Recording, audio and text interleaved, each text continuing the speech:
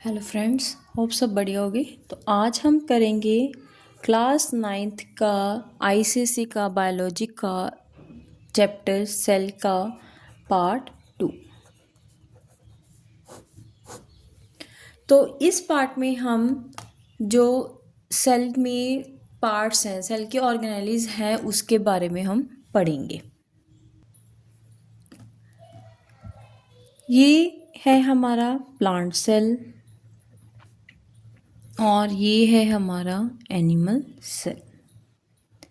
अब हम इन दोनों के ऑर्गेनेलिज के बारे में पढ़ेंगे। हमारी सबसे पहले हम प्लांट्स में सबसे बाहर लेयर है सेल वॉल। कौन सी है? Cell wall. अब हम पढ़ेंगे सेल वॉल के बारे में। जो सेल वॉल है सिर्फ और सिर्फ प्लांट्स में प्रेजेंट है, ओनली इन प्लांट सेल। ये एनिमल सेल में प्रेजेंट नहीं होती।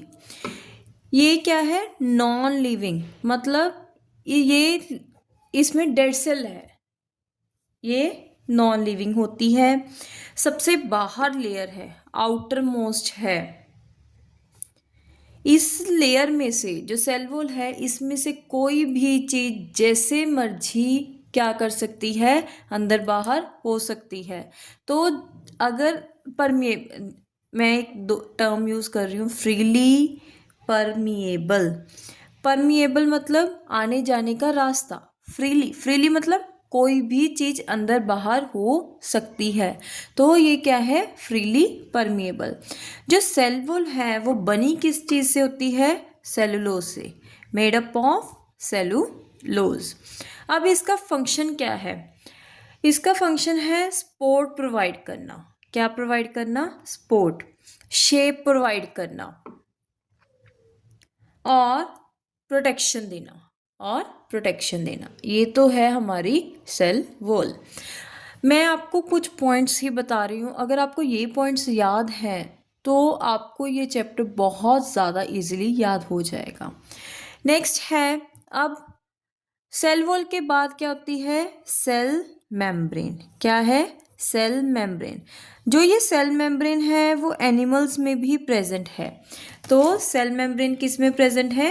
बोथ, प्लांट्स में भी और एनिमल्स में भी। ठीक है, एनिमल्स में ये आउटर मोस्ट है और प्लांट्स में ये इनर मोस्ट है। उसके बाद जैसे ये नॉन लिविंग थी, ये लिविंग होती है। क्या होती है? लिविंग होती है। ये फ्रीली परमिएबल थी। सेल वॉल मतलब कोई भी चीज अंदर बाहर होने देती थी, लेकिन जो सेल मेम्ब्रेन है वो क्या है? सिलेक्टिवली परमिएबल, मतलब हर चीज को नहीं अंदर बाहर होने देगी, कुछ सिलेक्टेड चीज़ों को जो इसको पता है कि ये सेल के लिए यूज़फुल है उसको अंदर जाने देगी, और जो पता है ये सेल के लिए हार्मफुल है तो उसको बाहर निकाल देगी। अब ये सेलुलोज से बना होता है और ये किस चीज़ से बना होता है? लिपोप्रोटीन्स। किससे बना होता है?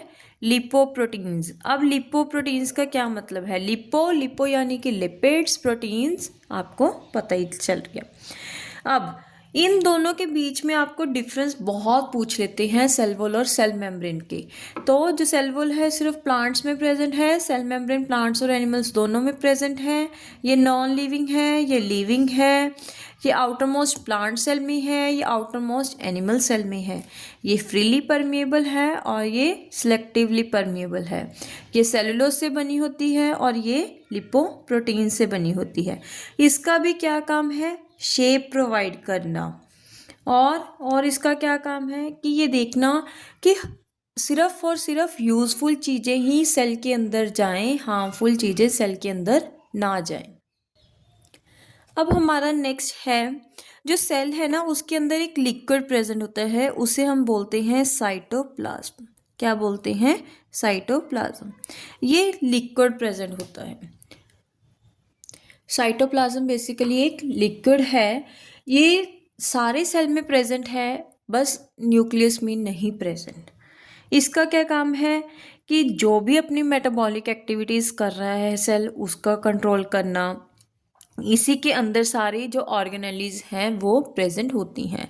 अगर साइटोप्लाज्म ना हो तो जो सेल है वो क्या हो जाएगा? डेड। तो साइटोप्लाज्म भी बहुत ज़रूरी है। नेक्स्ट है एंडोप्लाज्मिक रेटिकुलम। क्या है? Endoplasmic reticulum. अब एंडोप्लाज्मिक रेटिकुलम आपको देखने में दो तरह का लग रहा है कि किसी के ऊपर तो मैंने ये बनाए हुए हैं और किसी के ऊपर नहीं बनाए हुए। अब इसके बारे में पढ़ते हैं। अब हम पढ़ेंगे एंडोप्लाज्मिक रेटिकुलम।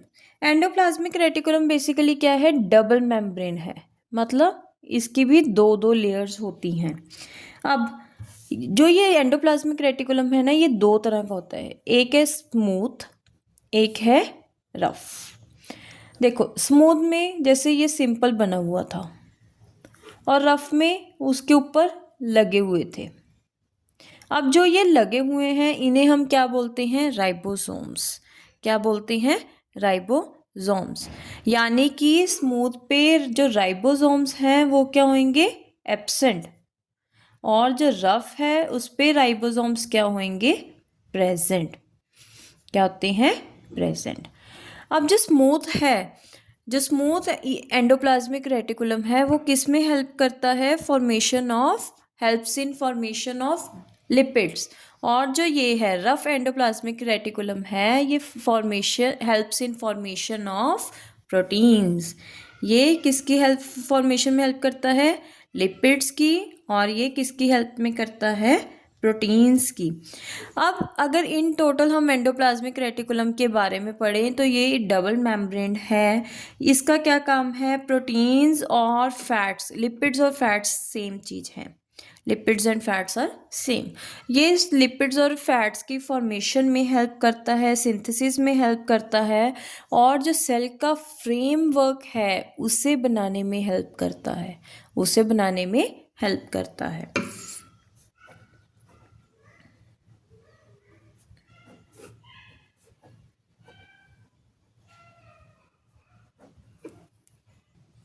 अब नेक्स्ट है, हमने बात की राइबोसोम्स के बारे में, अब हम राइबोसोम्स के बारे में पढ़ते हैं।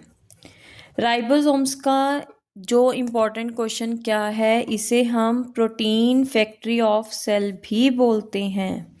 क्या बोलते हैं? Protein factory of cell. Protein factory क्यों बोलते हैं? क्योंकि ये किस में हेल्प करता है?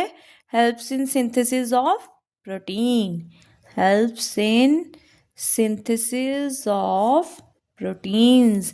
इसीलिए हम इसे क्या बोलते हैं? Protein factory of the cell.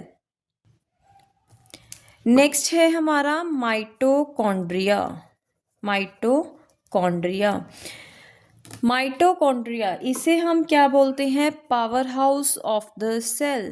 क्या बोलते हैं? Power house of cell.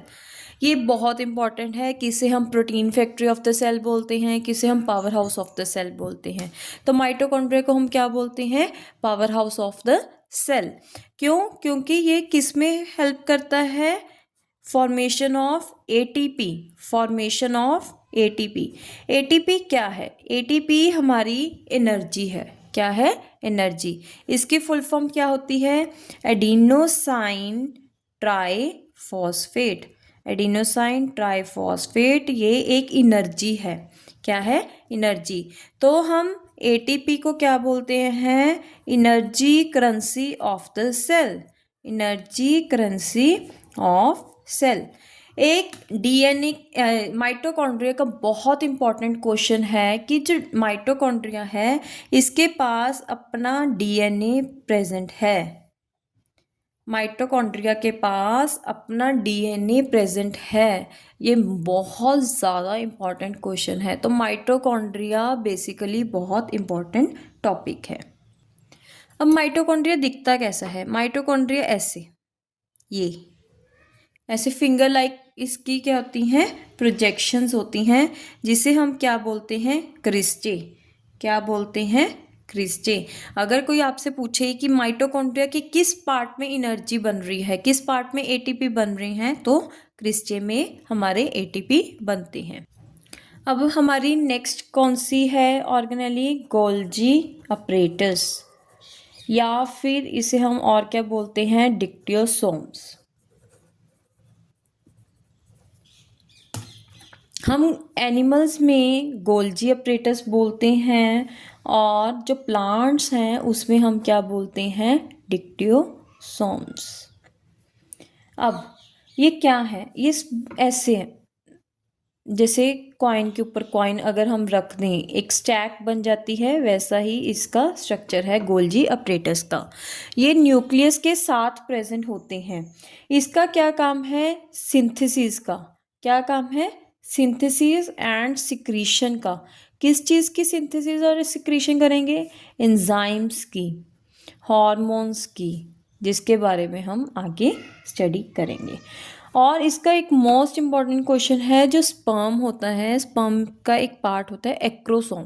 क्या पार्ट होता है, एक्रोसोम। उसमें ये हेल्प करते हैं, इन किस में हेल्प करते हैं, formation of acrosome of sperm. जो ये स्पर्म है सिर्फ और सिर्फ ह्यूमन बींग्स और एनिमल्स में प्रेजेंट होता है। नेक्स्ट अपनी ऑर्गेनेली है लाइजोसोम्स। क्या है, लाइजोसोम्स। इसे हम suicidal bag of the cell बोलते हैं। क्या बोलते हैं, सुसाइडल बैग ऑफ सेल। इसका क्या मतलब है, अगर कोई भी इंजाइम मतलब कोई भी फॉरेन बॉडी आ गई सेल के अंदर, तो वो कैसे ख़त्म करेगी, तो ये जो लाइसोसोम है इसमें एक एंजाइम होता है, वो क्या करती है, जो फॉरेन बॉडी है उसको मार कर उसको डाइजेस्ट कर जाती है। इसीलिए इसे हम suicidal bag of the cells बोलते हैं। तो पूछ लेते हैं, काफ़ी बार पूछते हैं कि which cell organelle is known as suicidal bag of the cell and why. तो सुसाइडल बैग किसे बोलते हैं, लाइसोसोम्स को। क्यों बोलते हैं, इसके अंदर एक एंजाइम है, वो जो फॉरेन बॉडीज़ हैं उनको डिस्ट्रॉय करके डाइजेस्ट कर लेती है। नेक्स्ट ऑर्गेनेली है सेंट्रोसोम। जो ये सेंट्रोसोम्स हैं ये सिर्फ और सिर्फ एनिमल सेल में प्रेजेंट है, सिर्फ एनिमल सेल्स में प्रेजेंट है, प्लांट सेल्स में नहीं प्रेजेंट है। जो ये सेंट्रोसोम्स है ना, इसी की हेल्प से ही जो सेल डिवीजन होती है, इसी की हेल्प से ही सेल क्या करता है, डिवाइड करता है। स्पिंडल फाइबर्स, ये जो स्पिंडल फाइबर्स का वर्ड है ये आप 10th के फर्स्ट चैप्टर में ही पढ़ोगे। तो ये बहुत इंपॉर्टेंट ऑर्गेनेली है, अगर ये ना प्रेजेंट हो तो हमारी बॉडी में न्यू सेल्स बनेंगे ही नहीं। जो विर्चो ने बोला था कि new cells arises from pre existing cell, वो किसके कारण है, सेंट्रोसोम्स के कारण है। तो ये स्पिंडल फाइबर्स बनने में हेल्प करती है।